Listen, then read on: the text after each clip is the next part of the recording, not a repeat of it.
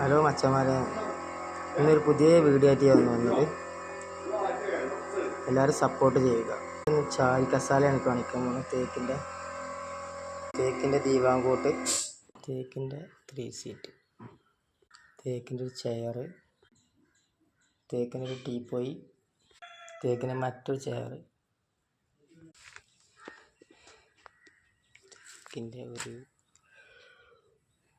Teapoy.